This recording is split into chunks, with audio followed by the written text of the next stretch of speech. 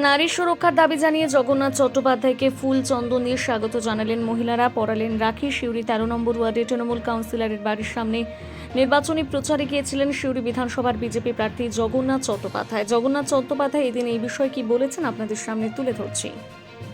13 নম্বর ওয়ার্ডে আমাদের বাড়ি বাড়ি যাওয়া ছিল, সেই প্রচার প্রায় শেষের মুখে, কিছুটা বাকি আছে।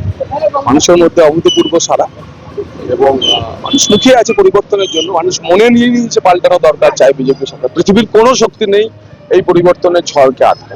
13 নম্বর ওয়ার্ডে দেখা গেল রাখি পড়া। হ্যাঁ, এই তো অসময়ে রাখি পড়া। রামচন্দ্র অকাল বোধন করে রাবণ বধে গেছিলেন এবং সেই বোন রাখি পরিয়ে বললেন নারী নিরাপত্তার বিষয়টা দেখবেন, নারী সুরক্ষার বিষয়টা দেখবেন। তো বিজেপির উপর এই তো ভরসা। এই সময় বাড়ির মেয়েরা আমাকে তিলক করছে, রাখি পরাচ্ছে, রাখি পরিয়ে বলছে আমাদের নিরাপত্তাটা দেখবে। এটা তো আমার ব্যক্তিগতভাবে কোনো কিছু না, এটা যে বিজেপির উপর আস্থা মানুষের, এবং এটাই হচ্ছে আকাশে বাতাসে ধ্বনিত হচ্ছে। তাই পাল্টানো দরকার, চাই বিজেপি সরকার। আরো বললেন যে মুখ্যমন্ত্রী হয়ে নারী তাও আমরা তো সেই কারণেই বলছি যে পার্ক স্ট্রিট দিয়ে যে শুরু হয়েছিল আরজিকর, এই বারোমেশিয়ার ঘটনাও বারবার বলছে যেখানে নারী নিরাপত্তা নেই। সেই কারণেই তো অভয়ার মা, রেখা পাত্র, কামদুনির টুম্পা কয়াল, এরা সবাই বিজেপির ঝান্ডা ধরেছে। এবং আপনারা নিশ্চিত জানুন যে বিজেপি আসছে, তৃণমূল হারছে না, তৃণমূল হেরে গেছে। নারী সুরক্ষার অঙ্গীকার রাখলাম একটা, আমাদের দাদাকে আমি হস্তবন্ধন রাখি, অবাধে রাখি বন্ধন করলাম। বন্ধন দাদার সাথে সুদৃঢ় আরো করার চেষ্টা করলাম এবং নারী সুরক্ষার ব্যাপারটা উনি বললেন অবশ্যই আমাদের পাশে আছে, উনি যদি আসেন তাহলে সেই সুরক্ষার ব্যবস্থা নিয়েও আমাদের সাথে থাকবেন। হ্যাঁ, না সব জায়গাতেই তো দেখছেন, দেখতে পাচ্ছেন যে নারী সুরক্ষার ব্যাপারে আমরা সেফ নয়। অবহেলা, চারিদিক থেকে অবহেলা, রাস্তাঘাটে বেরোনোর অসুবিধা নেই। অভয়াকাণ্ডে দেখলেন যে কি অবস্থা, আমাদেরকে ট্রেনে বাসে যেতেও হেনস্থা হতে হচ্ছে। সবাই দিতে গিয়ে তো ধরুন বুঝতেই পারছেন যে কি করছে, সেটা যাতে না হয় আমরা প্রোটেকশন চাইছি দাদা। যে সরকার আছে সেটা অবশ্যই আপনারা তো দেখতেই পাচ্ছেন যে কিভাবে কি হচ্ছে, কোনো সুরক্ষা আমরা পাচ্ছি না।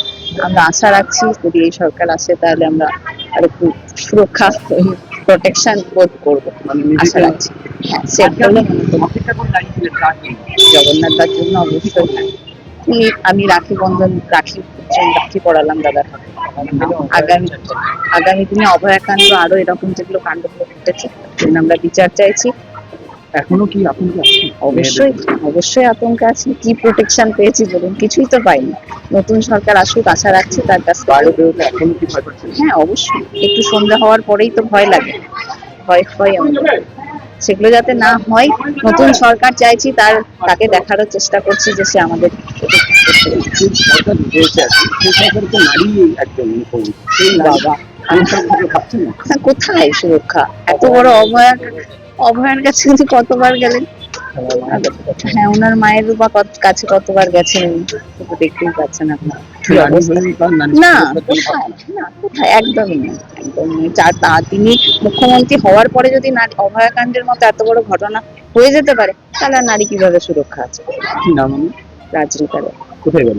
শিউরি 4 কত নম্বর? 13 নম্বর।